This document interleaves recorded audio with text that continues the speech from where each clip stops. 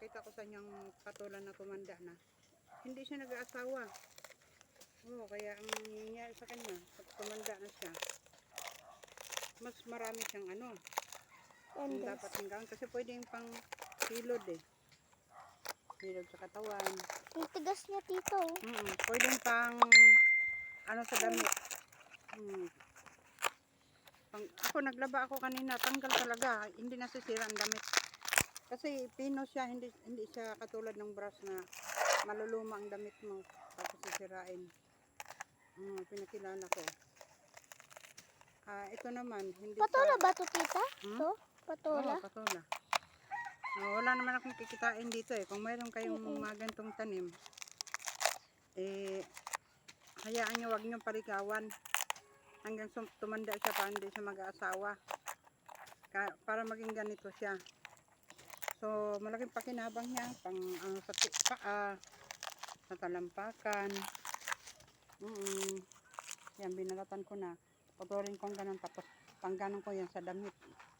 Tapos, hindi siya agad nasisira. Akala ko nga masisira eh. Tapos, hawakan mo malambot. Patingin. Pag nabasa siya na may sabon. Pati ngayon nga, malambot din siya. Iba yung sa brush. Tapos, magaan. Tapos, ang damit mo, safety, hindi nasisira. Yes. Maganda pala ang pang ano ng patula. Sa damit, panghilod mo sa katawan. Pwede rin. Sa ibang bansa, binibenta talaga to eh.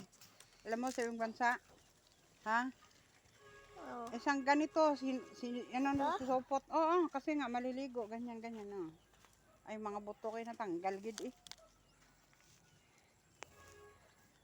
Tanim mo yan ulit, tita. Alam mo, itong yung ano na mapait. Yan siya guys, so, ayan. Yung mga buto niya. Ayan, mga buto. Para butol pakwan. Bala mo butol pakwan matuling. Bala mo buldet ng matuling. Tapos balatan natin dito. Yung ganito. Ganyan ang mangyayari pag ang patula tumanda na hindi na nag-aasawa. Ay, grabe ka naman, tita. Ayaw mo pa asawin.